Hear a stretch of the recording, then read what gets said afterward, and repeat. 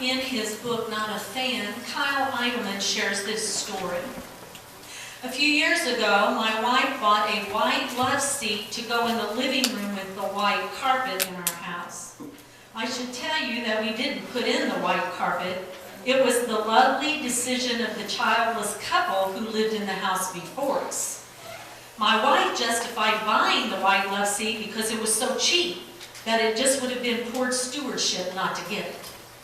So we had a white couch on white carpet. But my wife laid down the law and made sure that the kids knew they were not allowed in the white room. It seemed like everything was working fine until one day my wife was straightening up in that room and she discovered a secret that someone had been keeping. She happened to flip over one of the couch cushions and there was a stain. She called me into the room and showed me the pink fingernail polish blotched on the white cushion, and she wasn't happy. We called our girls into the room. She had the cushion flipped back over so that you couldn't see the stain. The interrogation was about to begin, but as I reached towards the cushion to expose the stain, my middle daughter Megan cracked. She turned, ran out of the room, and up the stairs. I went after her. I called her name a few times. She didn't answer, so I began to check the rooms and eventually found her in her own closet with her head buried in her knees. I could hear her crying. She didn't want to look up. I got down in the closet with her and put my hand on her back. I wondered what she thought my response was going to be. Did she think I would get angry? Did she think I would yell? Was she afraid that I wouldn't love her? We went downstairs together, and she told her mom and me what happened. She let out the secret that she had been keeping for months. She had spilled the fingernail polish, and then she tried to clean it up. She had scrubbed and scrubbed on that white, but of course the stain just got worse. So eventually she flipped the cushion over to hide what she had done, and she said she felt sick to her stomach every time we went into that room. She was scared that we would find out. And then she asked the question that melted us. She looked up at us with her big brown eyes full of tears and asked, "Do you still love me?" My wife knelt down beside her on the floor and whispered to our daughter, "Morgan, you could never make a big enough stain to keep me from loving you. I wish I could tell you that somehow we were able to get the stain out and make the couch white again. But that stain is still there. It will always be there." But a funny thing happened. Morgan started telling the story of the stained white couch. She likes to show people the stain and tell them what happened. Why? Because a stain that once represented shame and guilt and fear of rejection now represents love and grace and acceptance.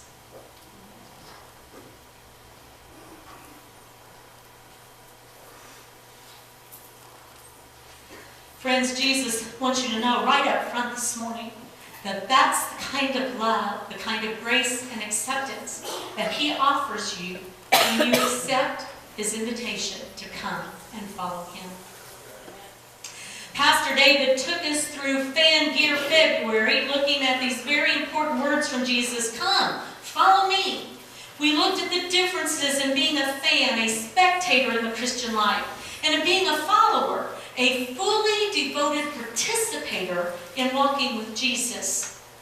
Now, as we continue through the Lent season this month, this season before Easter, where we're making sacrifices, doing our best to make sacrifices, so that we can spend time reflecting on Jesus' sacrifice on the cross for us, we want to define this call to follow Jesus even more.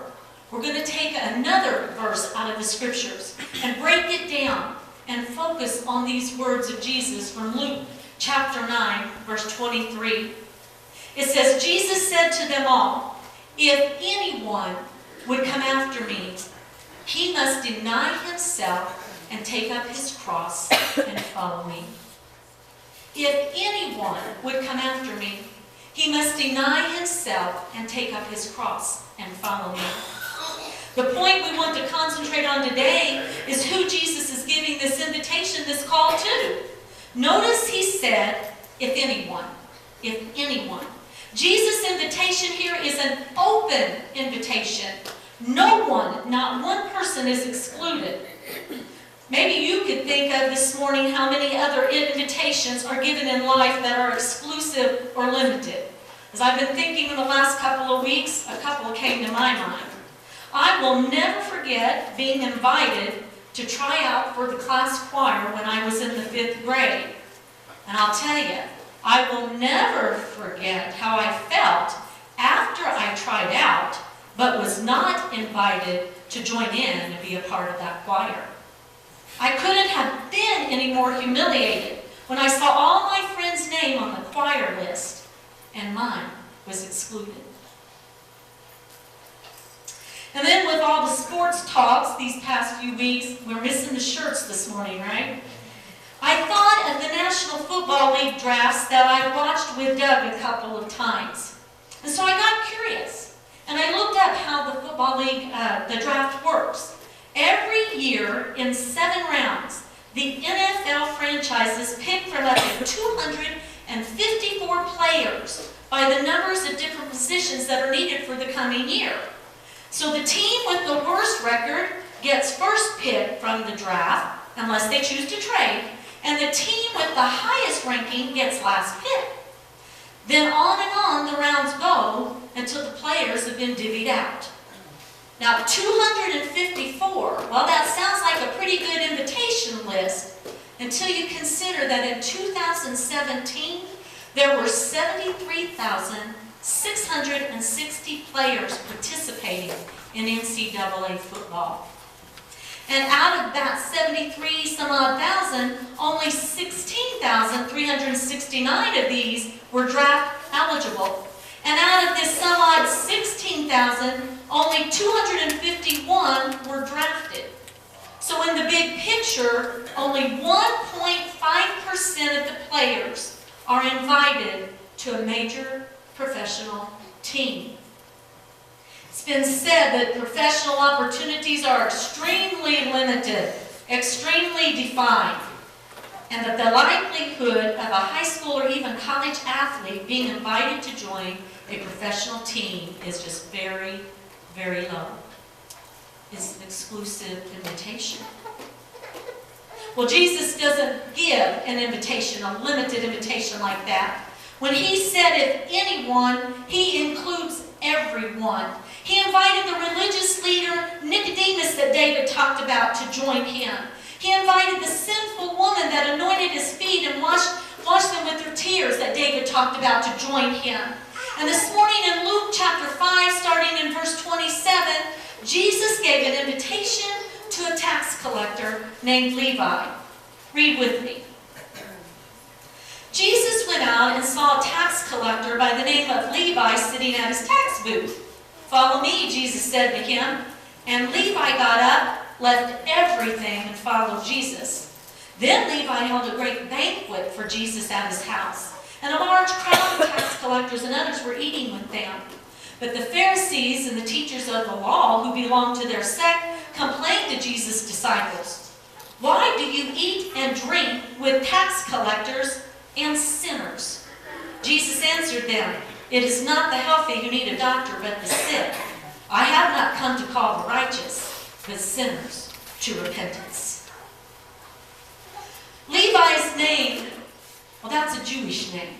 That's a Jewish name. So what we've got here is a Jew who somewhere along the way made a decision to become a tax collector.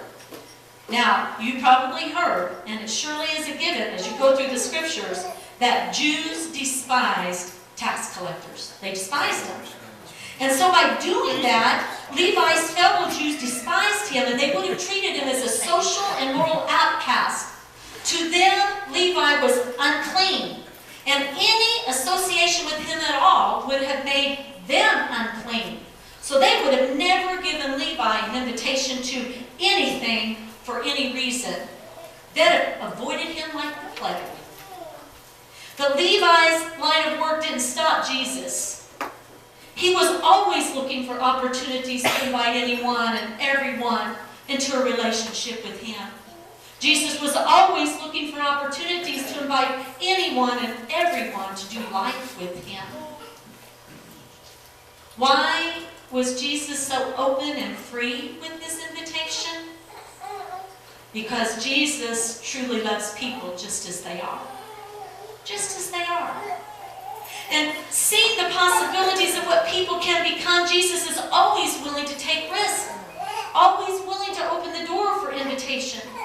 In this case here with Levi and his fellow tax collectors and the, quote, sinners that the Pharisees talked about, well, Jesus went to Levi's house and ate with them. He actually became legally unclean. Legally unclean himself. Because he was more concerned with helping people find God and know God than staying by the Jewish law legally clean. Jesus risked being criticized for going there because he was more concerned with giving Levi and his friends a much needed word of encouragement to step forward into a new way of life.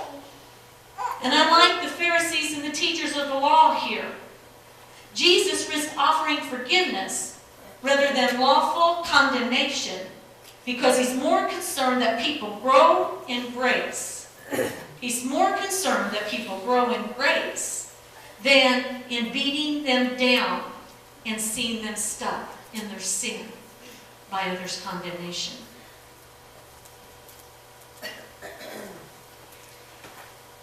How many of you saw the world evangelist Billy Graham's funeral service that took place this past Friday?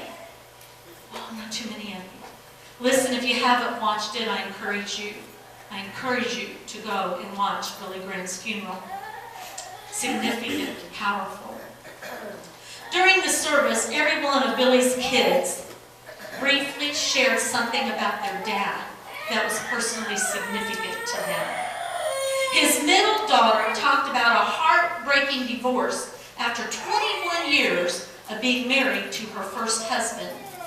She shared how she quickly jumped into another relationship and marriage against her parents' loving counsel. Her mom and dad, at various points, had both called her and said, "Wait till you know me just a little better." Well, Billy's daughter made that decision to marry, and within 24 hours of her second wedding, she realized she had made a terrible mistake. 24 hours. And after 5 weeks of marriage, she fled in fear of this man. 5 weeks. She said, desperately wanting to talk to her parents, she made that gut-wrenching 2-day drive home, wondering all the way what her reception would look like. She said as she rounded, they live on a mountain, on the side of a mountain, Billy and his family did. She said as she rounded the last bend in their driveway, she looked, and there stood her dad, waiting for her with open arms.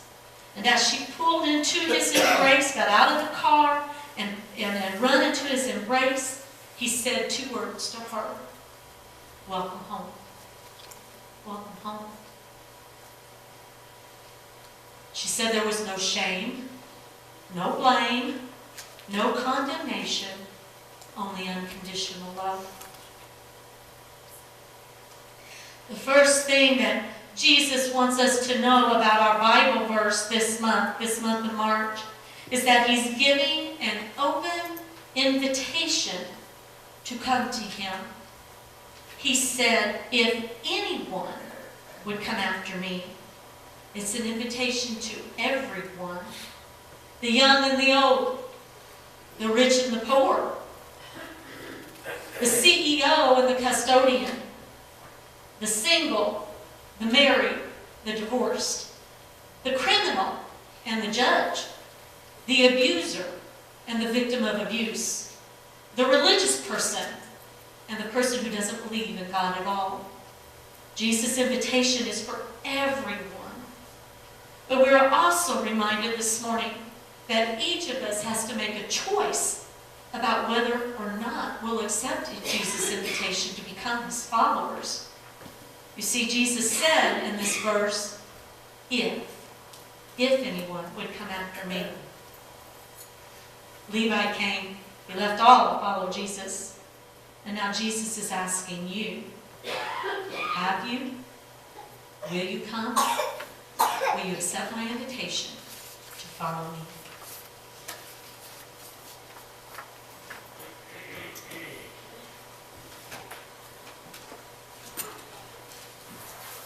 It's so easy for us sometimes to look at other people's circumstances, and I do it, and say, well, it's no wonder they're in the place they're in by the choices they've made.